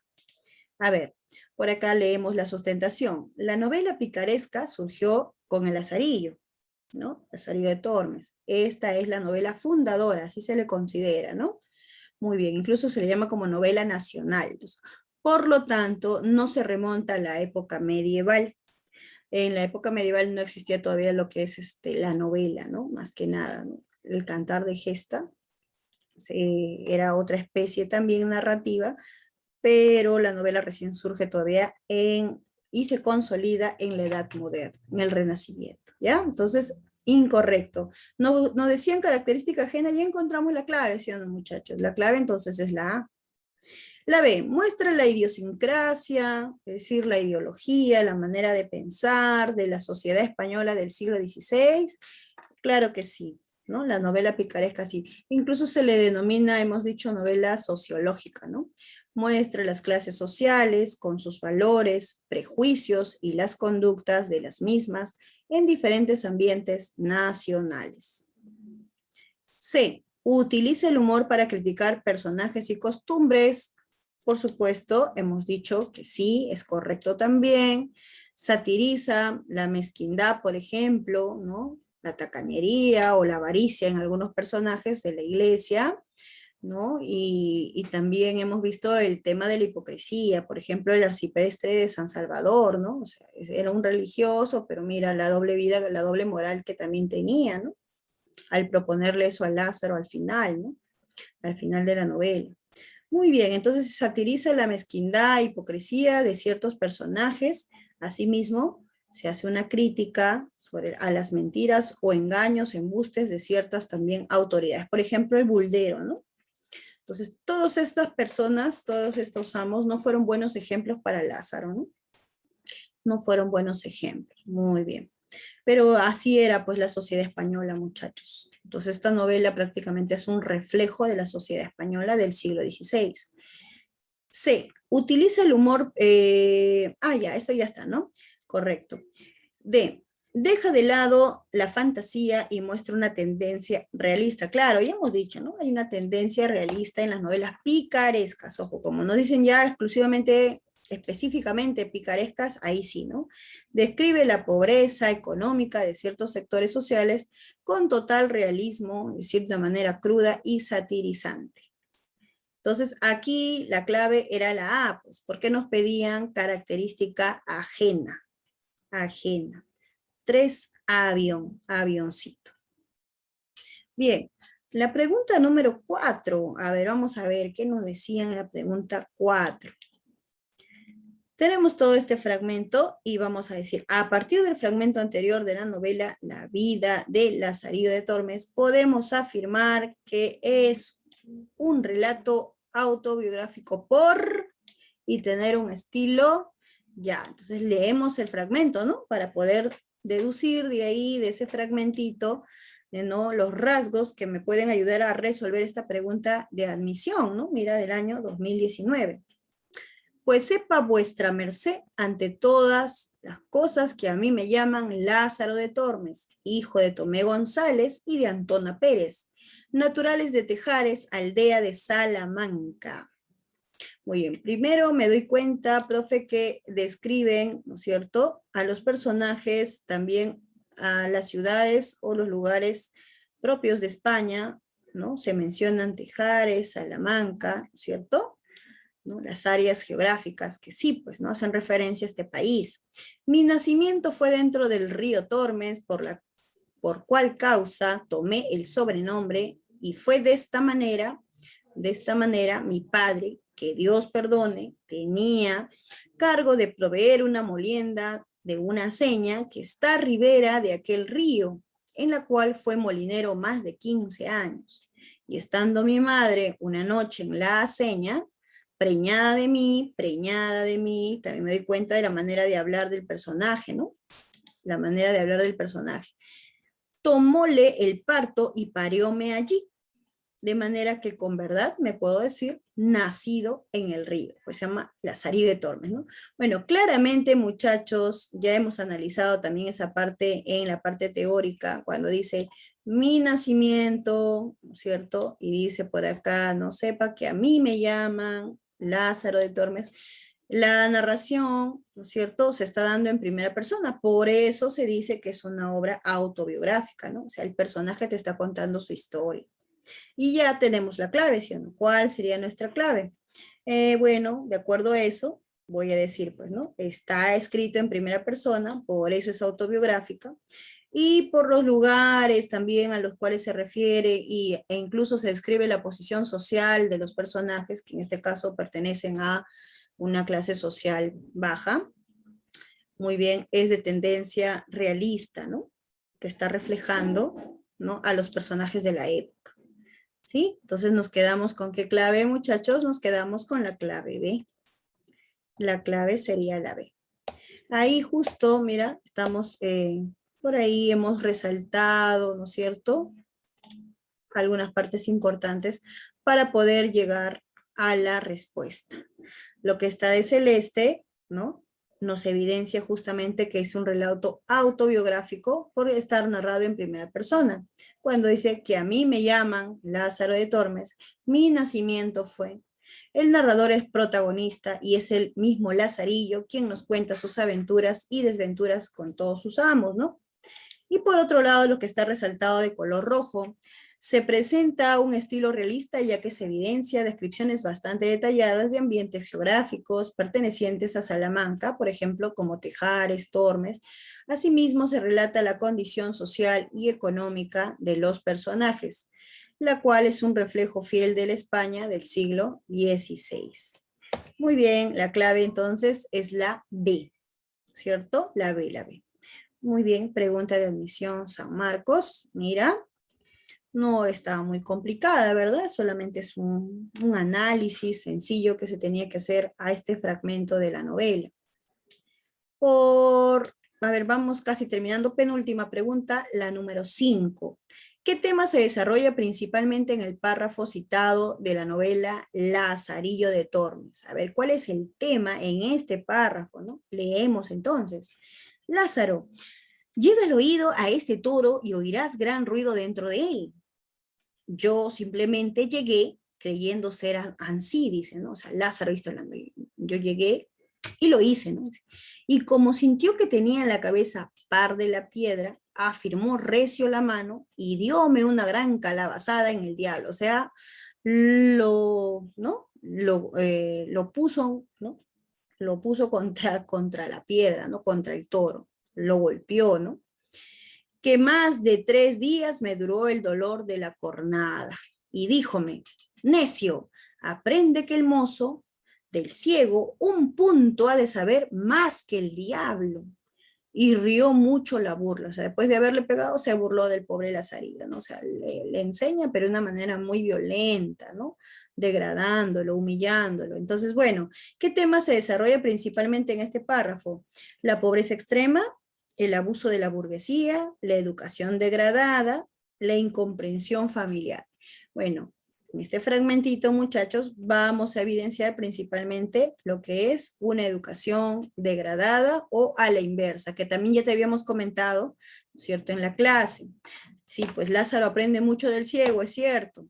Le va a ayudar incluso para sus posteriores, para su vida, ¿no?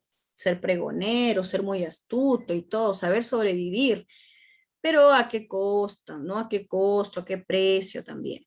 Muy bien, entonces la clave sería la C. Ahí puedes ver la sustentación, dice Lázaro es reprendido por su primer amo, estamos hablando del ciego, debido a que carece de la astucia que se requiere para sobrevivir en una sociedad paupérrima, es decir, muy pobre. El ciego enseña a Lazarillo a mentir, robar y ser astuto, antivalores, ¿no? Por lo tanto, se evidencia una educación a la inversa o degradada, o degradada. Muy bien. Y llegamos, muchachos, a la última pregunta, ya la última pregunta, pregunta número 6. Muy bien. A ver, tenemos este fragmento y nos dice, en relación con el fragmento anterior de Lazarillo de Tormes, se puede inferir que el amo a quien alude la voz narrativa es el cual representa, nos está hablando, ¿cuál de los amos dice estas líneas, no? El clérigo, el escudero, el alguacil o el arcipreste. ¿Y qué representa esos amos, no? Leemos entonces. Y como digo, él estaba entre ellas, hecho un Macías, diciéndoles más dulzuras que Ovidio escribió. Pero como sintieron del que estaba bien enternecido, no se les hizo de vergüenza pedirle de almorzar, con el acostumbrado pavo. Él, sintiéndose tan frío de bolsa, cuando estaba caliente el estómago, tomóle tal calofrío que le robó la color del gesto y comenzó a turbarse en la plática y a poner excusas no válidas. Ellas, que debían ser bien instituidas, como le sintieron la enfermedad, dejáronle para que él, ¿no? Dice, para el que era.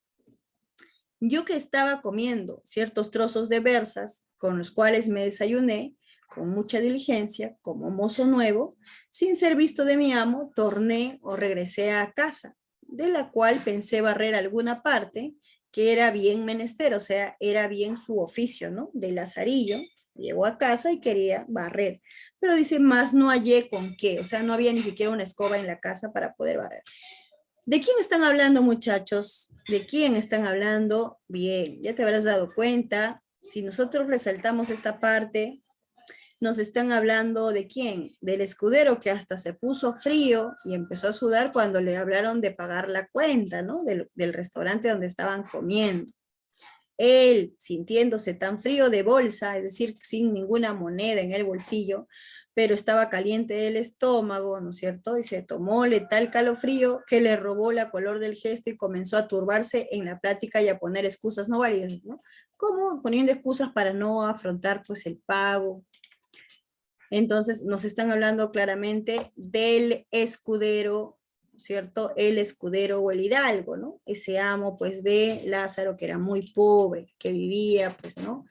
Solamente con la apariencia de ser alguien muy culto, instruido y de bien proceder, ¿no? El escudero fue el tercer amo de Lázaro. Es vago, pero creído. Como todo escudero, sirvió alguna vez a un gran señor.